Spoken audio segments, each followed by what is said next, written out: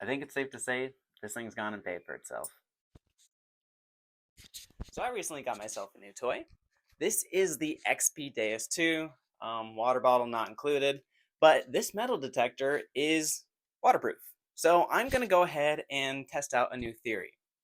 So Hawaii is surrounded by lava rock, and that layer of bedrock beneath us does a great job at stopping heavy objects like gold, silver, from sinking super far down in the sand where you can't even get a signal anymore. So we're going to be taking this out and seeing if we can't find some treasure off the coast of Hawaii. Now, this same lava rock is also super porous. Some of these pockets are going to be inaccessible. So there are going to be a lot of surface signals. Not all those signals are going to be retrievable. So adds a whole nother level of difficulty to it. Nonetheless, I think it'll be worth it in the end.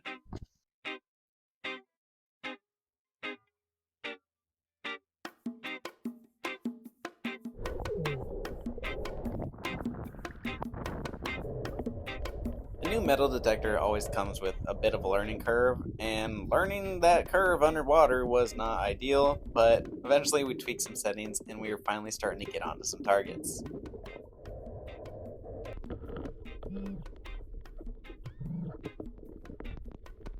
Now, the awesome thing about metal detecting underwater in Hawaii is that it is teeming with life. So, that was a triggerfish. You can see a sea cucumber there hanging right out by our next target, which ended up being a lead fishing weight. Now, these things are everywhere because they get snagged on the rocks like you would not believe. And finally, our first ring. So, this is costume jewelry. It's not in great shape, but I was just stoked to know that there are rings out here and we were finally starting to pick up on them.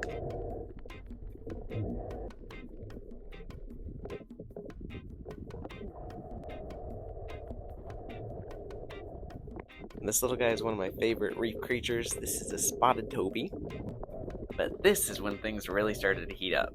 So as I swam by, I actually saw it before I even heard the signal, but sitting right on top of the rocks was a 10 karat gold wedding band.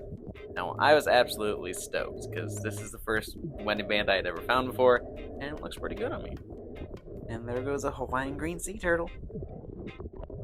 And that's just a wee little sea hare. Fun fact about these guys is they will also shoot out purple ink if threatened, so don't mess with them. And here's yet another instance of a ring just sitting right on top of the lava rock. This one is a titanium ring. But this next one was definitely the best find of the day.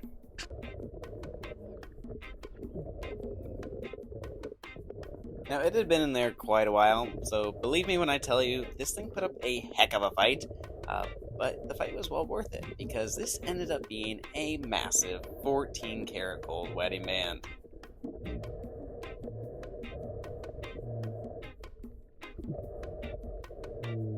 They can't all be winners though. This one was a piece of costume jewelry that was disintegrating. Definitely was not gold. But with that, the sun was setting, so it was time to head home and clean up the rings that had actually survived the salt water. Between the tarnish and algae, these guys were in pretty rough shape, but fingers crossed the underlying metal looks good. Now, this was my first time trying to clean up rings that had been found in the ocean, so started off with a more delicate approach, which was just water and a soft bristled brush. I let it soak for a bit, try and soften things up before putting the toothbrush to work, and with the titanium ring, I was willing to use nylon because it's a little bit more resistant. But eventually, it came time to use science. So, coralline algae is made mostly of calcium, and calcium dissolves in acids. Now, vinegar is delicate enough that it's not going to destroy these rings. This is 5%, and you can see it is already working its magic. All those little bubbles are CO2 bubbles as the coralline algae gets broken down. It was eventually brittle enough to scrape away with my fingernail, and the next step was a polishing. This is what's referred to as a gold cloth. It's a pretty delicate polish, but the inner white cloth contains the polishing substance, whereas the outer gray cloth is just for buffing it afterwards. The gray getting left behind is just tarnish being polished off, but this is only going to work on softer metals, typically silver, platinum, and gold. But the rings you find in the ocean are pretty darn sandblasted. Nonetheless, I was careful not to overdo it on the polishing.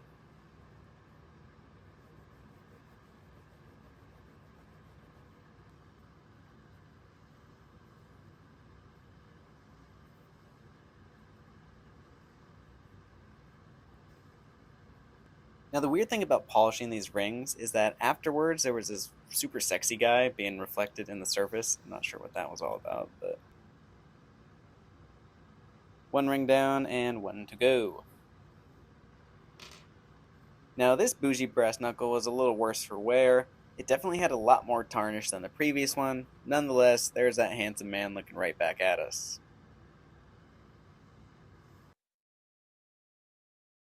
Now, what did we learn from this experience? Well, a few things. I'm going to be chasing that dragon for quite some time.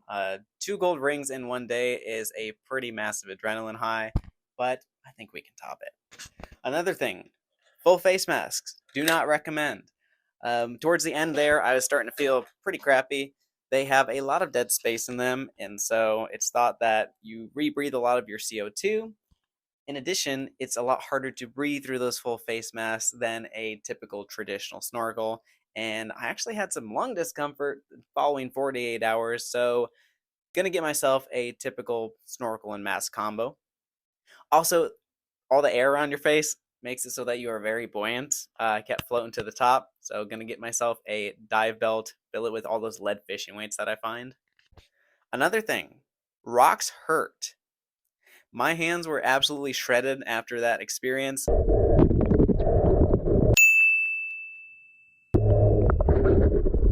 So, going to get myself a pair of dive gloves and try and reduce the amount of fingertips that I lose throughout the day. But now it's time to learn from you. Hopefully, you guys have watched the minutes leading up to this, and if not, weird thing to do, just skip to the end of the video where I'm sitting in my bedroom talking. But nonetheless, I want to hear from you guys as to what you enjoyed, what you didn't enjoy, what can I change.